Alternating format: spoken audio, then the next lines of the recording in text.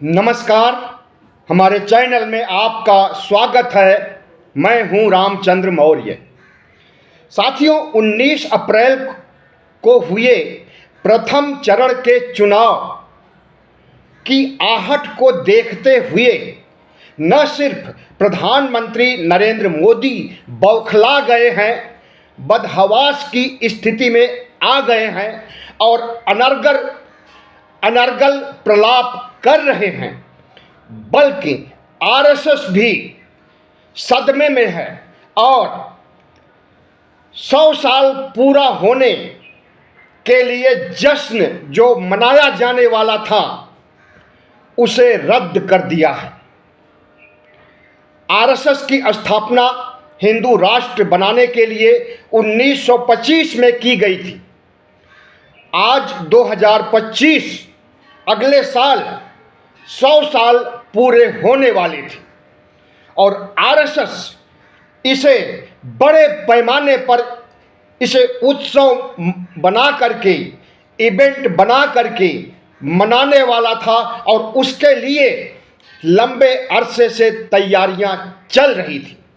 लेकिन जब आरएसएस को पता चला कि संविधान खत्म नहीं किया जा सकेगा, लोकतंत्र खत्म नहीं किया जा सकेगा, हिंदू राष्ट्र नहीं बनाया जा सकेगा 2025 में, तो उसने अपने 100 साल के जश्न को ही रद्द कर दिया है। आप समझ सकते हैं कि कितनी बड़ी कुंठा, कितनी बड़ी निराशा आरएसएस, भारतीय जनता पार्टी, नरेंद्र मोदी, अमित शाह और मोहन भागवत के अंदर है। और इसी निराशा, हताशा, बदहवास की स्थिति में नरेंद्र मोदी आ गए हैं कि कांग्रेस के खिलाफ अनर्गल प्रलाप कर रहे हैं, झूठे आरोप लगा रहे हैं। प्रधानमंत्री नरेंद्र मोदी ने बांसवाड़ा, राजस्थान की जनसभा में कहा कि कांग्रेस पार्टी मुसलमानों को जो ज़्यादा बच्चा पैदा करते हैं उनको आपकी संपत्ति, देश की संपत्ति सौंपना चाहते हैं। मुसलमानों को के बारे में उस समय के यानी 2006 के प्रधानमंत्री नरसिंह राव ने कहा था कि मुसलमानों का पहला हक बनता है इस देश की संपत्ति पर। लेकिन प्रधानमंत्री नरेंद्र मोदी सरासर झूठ बोल रहे हैं। इस देश की संपत्ति पर मुसलमानों की हक की बात तो कही थी मनमोहन सिंह ने, लेकिन सिर्फ मुसलमानों के हक की बात नहीं की थी, बल्कि उन्होंने ओबीसी, एससी, एसटी, माइनॉरिटी मतलब अल्पसंख्यक, यानी पिछड़े, दलित, आदिवासी, अल्पसंख्यक का पहला अधिकार बनता है इस देश की संपत्ति पर। यह बात कही थी पूर्व प्रधानमंत्री मनमोहन सिंह ने, और इसको गलत ढंग से पेश कर रहे हैं हमारे आज के प्रधानमंत्री नरेंद्र मोदी और इस देश की जनता को गुमराह कर रहे हैं। इतना ही नहीं, उनका कहना है कि जो सोच मनमोहन सिंह की थी उस सोच को चरितार्थ कर रहे हैं कांग्रेस के लोग, और वे महिलाओं की, आपके परिवार की संपत्ति को, सोने को चेक करना चाहते हैं, उसकी निगरानी करना चाहते हैं और उस संपत्ति को घुसपैठियों को दे देंगे, जो ज़्यादा बच्चे पैदा करते हैं उनको दे देंगे आपकी संपत्ति को। और यहाँ तक कि आपके मंगल सूत्र पर भी खतरा है। माताओं, बहनों, कांग्रेस से सावधान हो जाइए, वे आपका मंगल सूत्र भी बेच देंगे। भाइयों बहनों, अर्बन नक्सल की सोच रखने वाले कांग्रेस के लोग इस देश के धन संपत्ति को मुसलमानों को सौंप देंगे, ऐसा उन्होंने अपने मैनिफेस्टो में कहा है, न्याय पत्र में कहा है। लेकिन यह सब सरासर झूठ है। प्रधानमंत्री नरेंद्र मोदी ने जिस दिन न्याय पत्र जारी हुआ था कांग्रेस की ओर से, उसके दूसरे दिन उन्होंने कहा था कि यह घोषणा पत्र मुस्लिम लीग की ओर ले जाता है और इसे मुसलमानों को आगे बढ़ाने का मादा है घोषणा पत्र का। उनके इतना कहने के बाद घोषणा पत्र की तरफ देश ही नहीं दुनिया की निगाहें गई और सोशल मीडिया पर कांग्रेस के ट्विटर हैंडल पर और यूट्यूब चैनलों पर और तमाम स्रोतों में बाढ़ सी आ गई व्यूवर की, और दुनिया भर के लोगों ने देखा, भारत के लोगों ने देखा कि कांग्रेस का घोषणा पत्र ऐसा कुछ नहीं कह रहा है कि मुसलमानों को बढ़ावा दिया जाएगा या मुसलमानों को आपकी संपत्ति सौंप दी जाएगी, ऐसा कुछ भी नहीं है। तो प्रधानमंत्री नरेंद्र मोदी ने कांग्रेस को नीचा दिखाने के लिए या कांग्रेस को बदनाम करने के लिए, कुख्यात करने के लिए यह बात कही, लेकिन इससे कांग्रेस का प्रचार अच्छी तरह से हो गया और प्रधानमंत्री नरेंद्र मोदी को हराने के लिए एक अच्छा जनाधार सा तैयार हो गया। न्याय पत्र में जो कुछ उन्होंने लिखा था, कांग्रेस ने प्रचार किया था, लेकिन वह प्रचार आम आदमी तक नहीं पहुंच सका था, जमीनी स्तर तक नहीं पहुंच सका था, लेकिन नरेंद्र मोदी ने उसे जमीनी स्तर तक पहुंचा दिया। और जब न्याय पत्र की हकीकत का पता चला इस देश की जनता को, तो जनता ने जो 19 अप्रैल को वोट दिया वह सब इंडिया और कांग्रेस के पक्ष में दिया। आमतौर पर जब नरेंद्र मोदी के पक्ष में वोट पड़ते हैं तो मत प्रतिशत बहुत आगे बढ़ जाता है, लेकिन 19 अप्रैल को मत प्रतिशत 2019 की अपेक्षा कम हुआ है, 4-5% कम हुआ है मतदान 2019 की अपेक्षा। इससे यही लगता है कि अगर 2019 का आंकड़ा पार कर जाता तब यह लगता कि प्रधानमंत्री नरेंद्र मोदी की लहर है और वह तीसरी बार शपथ लेने जा रहे हैं, 400 सीट पार करने जा रहे हैं, 370 पार करने जा रहे हैं, लेकिन मत प्रतिशत घट करके 4-5% यह साबित कर दिया कि कांग्रेस के वोटर निकले वोट देने के लिए, लेकिन बीजेपी के कट्टरपंथी सोच वाले वोटर नहीं निकले। बीजेपी ने जो लोक लुभावन बातें कही, जो गारंटियां दिया, और मोदी का चेहरा इतना फ्लॉप हो गया कि उनके वोटर नहीं निकले। 10 साल की महंगाई, 10 साल की बेरोजगारी, 10 साल की एंटी इनकम्बेंसी से प्रधानमंत्री नरेंद्र मोदी हार की ओर बढ़ रहे हैं और इंडिया गठबंधन जीत की ओर बढ़ रहा है। अब प्रधानमंत्री नरेंद्र मोदी हिंदुत्व का कार्ड खेल रहे हैं। हिंदुत्व का कार्ड तो वैसे हमेशा खेलते हैं, और 22 जनवरी को राम मंदिर में मूर्तियों की प्राण प्रतिष्ठा करके भी हिंदुत्व और मंदिर का कार्ड खेला, लेकिन वह मुद्दा हवा हवाई हो गया 1-2 महीनों में ही। आज कोई राम मंदिर का नाम नहीं ले रहा है, आज कोई रामलला का नाम नहीं ले रहा है।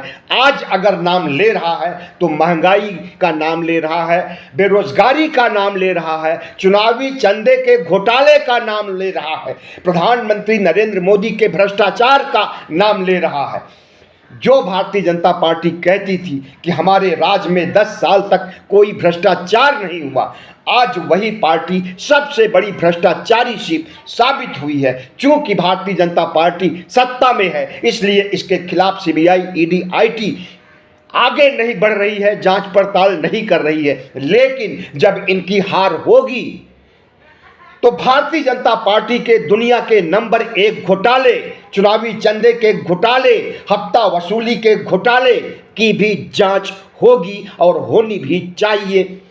और नरेंद्र मोदी और भारतीय जनता पार्टी के शीर्ष नेताओं को इसका दंड मिलना चाहिए। जिस तरह से नरेंद्र मोदी विपक्ष को दंडित कर रहे हैं, विपक्ष के नेताओं को अपनी पार्टी में मिलाने के लिए सीबीआई, ईडी, आईटी का इस्तेमाल कर रहे हैं और भ्रष्टाचार के बहाने उन्हें जेल भेज रहे हैं। दो दो मुख्यमंत्रियों को भेजा, तमाम सांसदों को भेजा, तमाम कद्दावर नेताओं को भेजा। ठीक इसी प्रकार से नरेंद्र मोदी और भारतीय जनता पार्टी के खिलाफ भी यही सीबीआई, ईडी, आईटी काम करेगी 4 जून के बाद। और इसकी आहट इन्हें मिल गई है, इन्हें लग गया कि हार होने वाली है, इसलिए आरएसएस ने अपने 100 साल के जश्न को मना कर दिया, नहीं करेगा। और दूसरी बात, इसी बीच गृह मंत्रालय में आग लग जाती है। आग लग जाती है या आग लगाई जाती है? हमें तो लगता है कि आग लगाई गई है। पिछले तमाम भ्रष्टाचार और घपलों की फाइल में आग लगाई गई है गृह मंत्रालय में। 19 अप्रैल को इलेक्शन होता है, उसके बाद आग लग जाती है। आरएसएस में भी आग लग जाती है और गृह मंत्रालय में भी आग लग जाती है और पूरे भगवा गैंग में भी आग लग जाती है। प्रधानमंत्री नरेंद्र मोदी की दुनिया की नंबर 1 पार्टी में भी आग लग जाती है और वे आग उगलने लगते हैं कांग्रेस के खिलाफ, इंडिया गठबंधन के खिलाफ। और जिस तरह से प्रधानमंत्री नरेंद्र मोदी अब जो भी पत्ते खोल रहे हैं, जो भी चाल चल रहे हैं, हर एक में फ्लॉप हो रहे हैं। कांग्रेस के घोषणा पत्र को मुस्लिम लीग से जोड़ा, उसमें कच्चा खा गए कि कांग्रेस का तो प्रचार हो गया। लेकिन प्रधानमंत्री की नीयत के बारे में जब इस देश की जनता ने देखा कि न्याय पत्र में तो ऐसा कुछ है ही नहीं जो कि मुसलमानों के अनुकूल हो, हिंदुओं के खिलाफ हो, तब इस देश की जनता को पता चला न्याय पत्र के अंदर क्या है। और उसके बाद फिर इंडिया गठबंधन कांग्रेस को वोट देने का मन बनाया और आता है 19 अप्रैल और कांग्रेस के मतदाता उसे भरपूर समर्थन देते हैं, वोट देते हैं और भारतीय जनता पार्टी के समर्थक घर बैठ जाते हैं। यही वजह है कि मतदान का प्रतिशत कम रहा। भारतीय जनता पार्टी जिस तरह से चुनाव जीतना चाहती है, आज की तिथि में हमें लगता है कि हर इसके हथकंडे उल्टे ही पड़ेंगे, क्योंकि इस देश की जनता अब समझ गई है कि प्रधानमंत्री नरेंद्र मोदी कितने झूठे हैं। अगर वे मनमोहन सिंह को गलत बता करके, कांग्रेस पार्टी को गलत बता करके सवाल उठा रहे हैं, तो उस गलती का जो प्रधानमंत्री नरेंद्र मोदी ने जनसभाओं में उठाया है, उसकी असलियत का पर्दाफाश भी कांग्रेस पार्टी और इस देश की वैकल्पिक सोशल मीडिया से मतलब हमारा यूट्यूब चैनल और सोशल मीडिया से है। इन्होंने प्रधानमंत्री नरेंद्र मोदी के इस कथन का कि कांग्रेस पार्टी ने मुसलमानों को पहला हक देने के लिए सारी संपत्तियां लुटा दी, इसका भंडाफोड़ कर दिया है और यह बता दिया है कि सिर्फ मुसलमानों का हिस्सा होने की बात नहीं कहा था, बल्कि प्रधानमंत्री नरेंद्र मोदी ने इसका गलत इस्तेमाल किया है। और वास्तविकता यह है कि ओबीसी, एससी, एसटी और माइनॉरिटीज की बात कही थी पूर्व प्रधानमंत्री मनमोहन सिंह ने। तो इस तरह से भारतीय जनता पार्टी जिस रास्ते पर बढ़ रही है, चुनाव प्रचार के जो जो एजेंडे फार्मूले अपना रही है, हर एक में गच्चा खा रही है। प्रधानमंत्री नरेंद्र मोदी से दुनिया तक के लोग भी सहमे हुए हैं। एलन मस्क की भारत यात्रा होने वाली थी कुछ ही दिनों में, उन्होंने 19 अप्रैल के बाद अपनी यात्रा को स्थगित कर दिया है। एलन मस्क दुनिया के बहुत बड़े शख्स हैं जिनके हाथ में ट्विटर, जो कि आजकल एक्स के नाम से जाना जाता है और जो एक बहुत बड़ा प्लेटफार्म है सोशल मीडिया का, जिसके माध्यम से भारत ही नहीं दुनिया के लोग अपनी सियासत चमकाते हैं, अपना प्रचार करते हैं, अपनी बातें कहते हैं। तो उस सोशल मीडिया के मालिक एलन मस्क ने 19 अप्रैल के बाद भारतीय जनता पार्टी की बदहवासी, भारतीय जनता पार्टी की हारती हुई या डगमगाती हुई नैया को देख करके उन्होंने आने के लिए मना कर दिया। और उसकी वजह है, उनके ना आने की वजह है कि Bharatiya Janata party Elon Musk के ऊपर दबाव डाल करके तमाम से ऐसी एक्स पोस्ट को ब्लॉक करा दिया, हटा दिया, तमाम से ऐसे एक्स अकाउंट को ख़त्म करवा दिया और अपनी मर्जी के अनुसार सोशल मीडिया का इस्तेमाल करने का भारतीय जनता पार्टी का इरादा यह बताता है कि वह जो अहंकारी और तानाशाही रवैया अपनाए हुए हो उसका प्रचार हो, उसका खुलासा नहीं होना चाहिए। इसीलिए पोस्ट हटवाया गया और पोस्ट हटाने के बाद दबाव बनाया गया एलन मस्क के ऊपर कि पोस्ट हटा दें। पोस्ट हटाने के साथ ही उन्होंने दुनिया को बता दिया कि हमारे ऊपर दबाव डाला चुनाव आयोग ने, भारत सरकार ने विपक्ष के नेताओं की पोस्ट हटाने के लिए। और इससे प्रधानमंत्री नरेंद्र मोदी, भारतीय जनता पार्टी की भारत में ही नहीं दुनिया में थू हुई, इतनी थू हुई कि एलन मस्क ने भारत आने से इनकार कर दिया। तो आज 19 अप्रैल के प्रथम चरण का जो असर देखने को मिल रहा है वह सब भारतीय जनता पार्टी के खिलाफ है। और 19 अप्रैल के बाद इंडिया गठबंधन के हौसले इतने बुलंद हुए हैं कि उसने अपने रांची की रैली में जिस तरह से प्रधानमंत्री नरेंद्र मोदी को घेरा, जिस तरह से संविधान लोकतंत्र को खत्म करने की प्रधानमंत्री नरेंद्र मोदी की नीयति का भंडाफोड़ किया, जिस तरह से भारतीय जनता पार्टी के तमाम नेताओं ने जो बयान दिया था कि हमें 400 पार 370 पार दीजिए, हम संविधान को बदल देंगे, उसका भंडाफोड़ किया, उससे Bharatiya Janata party back foot पर आ गई है। और अब वो सफाई देते फिर रही है कि हम संविधान को खत्म नहीं कर सकते। यहाँ तक कि बाबा साहब डॉक्टर भीमराव अंबेडकर भी आ जाएं तो वो भी संविधान को नहीं खत्म कर सकते हैं। लेकिन जब उन्होंने बाबा साहब का नाम लिया तो इस देश के बहुजन समाज के लोग, ओबीसी, एससी, एसटी के लोग खफा हो गए। खफा तो उसी समय हो गए थे जब संविधान को हटाने की बात भारतीय जनता पार्टी के नेताओं ने चीख चीख करके कहा। रामायण सीरियल में राम की भूमिका निभाने वाला अरुण गोविल जब मेरठ में कहता है कि 400 पार सीट दीजिए, हम संविधान को बदल देंगे। अनंत हेगड़े जब कर्नाटक में कहता है कि 400 पार सीट दीजिए, हम संविधान को बदल देंगे।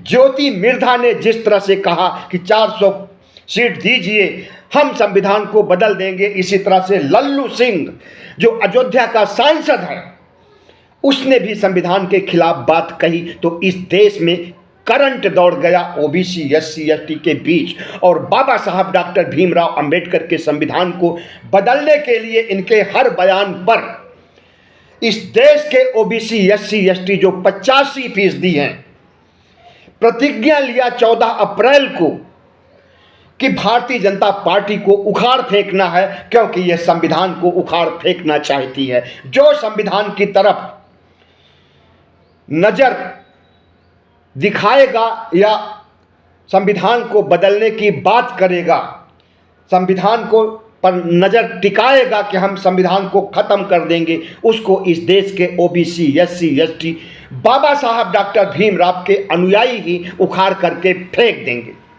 और जब 14 अप्रैल को पूरे भारत से ओबीसी, एससी, एसटी की आवाज आई तो भारतीय जनता पार्टी और आरएसएस सत्ते में आ गई। और उसने जो बयान दिया उस पर किसी को विश्वास नहीं हुआ। उसने यह भी कहा कि बाबा साहब भीमराव अंबेडकर आ जाएं तो वह भी नहीं बदल सकते, लेकिन उसका इस तरह का सफाई देना ही उसके लिए घातक साबित हुआ। और इस देश के बहुजन समाज ने आवाज़ उठाया कि बाबा साहब पर ऐसा कमेंट करने का अधिकार आपको किसने दिया। और बाबा साहब क्या, कोई भी इंसान जो महापरिनिर्वाण प्राप्त कर चुका है, मृत्यु को प्राप्त कर चुका है, न तो वो आ सकता है और न वो कोई काम कर सकता है, न संविधान को बदल सकता है। और डॉक्टर भीमराव अंबेडकर, मान लीजिए कि जिंदा होकर के लौट आते हैं तो वे संविधान को बदलेंगे नहीं, संविधान को हटाएंगे नहीं, संविधान को आगे बढ़ाएंगे। और अभी तो पहले जन्म में उन्होंने सिर्फ मनुस्मृति को जलाया था और संविधान को स्थापित किया था, मनुवाद के संविधान को खत्म किया और अपने संविधान को स्थापित किया था।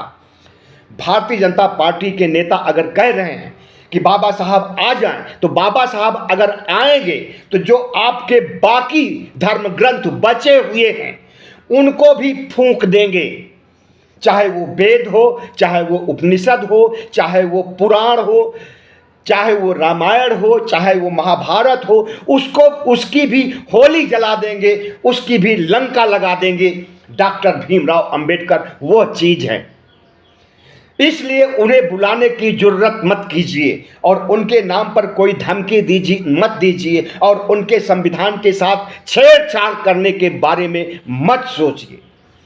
भारतीय जनता पार्टी और आरएसएस इतना हिल गई है संविधान को हटाने और बहुजन समाज के फतवा जारी करने के बाद की एक भी वोट भारतीय जनता पार्टी को नहीं मिलेगा। भारतीय जनता पार्टी को उखाड़ फेंकना है क्योंकि यह संविधान को उखाड़ फेंकना चाहती है। उसके बाद से भारतीय जनता पार्टी आरएसएस इतना बदहवास हो गया कि आरएसएस ने अपने 100 साला जश्न को रद्द कर दिया। समझ में आ गया उसे कि बहुजन समाज की क्या औकात है बाबा साहब के जाने के बाद।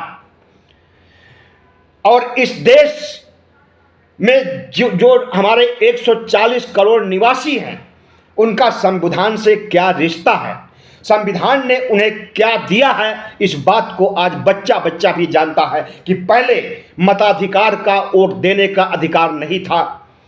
ओबीसी, एससी, एसटी को यहां तक कि महिलाओं को भी बाबा साहब डॉक्टर भीमराव अंबेडकर के संविधान ने यह अधिकार दिया है। और आरक्षण का अधिकार यानी समानता का अधिकार, धर्मनिरपेक्षता का अधिकार, सभी धर्मों को फलने फूलने का अधिकार अगर किसी ने दिया है तो बाबा साहब डॉक्टर भीमराव अंबेडकर ने दिया। और यह सब कुछ संविधान में लिखा हुआ है। और भारतीय जनता पार्टी और आरएसएस यही चीज़ नहीं चाहता है कि न तो समानता हो, जो असमानता इन्होंने ब्राह्मण, क्षत्रिय, वैश्य, शूद्र बना करके ऊंचता और नीचता का, अस्पृश्यता का, छुआछूत का सिद्धांत हजारों साल पहले चलाया था मनुस्मृति के आधार पर। ये लोग चाहते हैं कि वो बना रहे और उसी दुनिया में हम फिर से लौट जाएं संविधान को रौंदते हुए। लेकिन इनके एजेंडे का भंडाफोड़ इनके सांसदों ने किया, उसके बाद फिर इनकी हालत खराब हो गई है। और अब ये चुनाव तो हारेंगे भी, आरएसएस में फूट पड़ जाएगी और आरएसएस भी छिन्न भिन्न हो जाएगा। बाबा साहब डॉक्टर भीमराव अंबेडकर का जलवा देखिए, उनके संविधान का जलवा देखिए कि संविधान को हटाने की बात पर ही इतना बड़ा भूकंप आ गया। और जिस दिन ये हटाएंगे ऐसी स्थिति वैसे नहीं आएगी, लेकिन इनकी जो सोच है, मान लीजिए कि ये हटाते हैं तो इस देश में बहुत बड़ा भूकंप आएगा। और इन मनवादियों के पीछे हथियार लेकर के इस देश के बहुजन समाज के लोग पीछे पड़ जाएंगे। उसके बाद ये कहां भाग करके जाएंगे, क्या करेंगे, ये यही जाने। हो सकता है यूरेशिया जहां से आए हैं हमारे देश में और हमारे देश के मूल निवासियों को बंधक बना लिया, उनके ऊपर राज किया, उनके ऊपर मनुवाद को थोप दिया और उसी मनुवाद को आज भी ये आगे बढ़ाना चाहते हैं और संविधान को खत्म करना चाहते हैं, मनुस्मृति को स्थापित करना चाहते हैं। लेकिन याद रखें, अब इस देश के मूल निवासी इतना ताकतवर हो गए हैं कि एक नहीं अनेक मनुवादियों को उनके देश वापस भेज सकते हैं या उन्हें दोयम दर्जे का इंसान बना सकते हैं। बहुत बहुत धन्यवाद। हमारे चैनल को सब्सक्राइब कीजिएगा, लाइक कीजिएगा और शेयर कीजिएगा।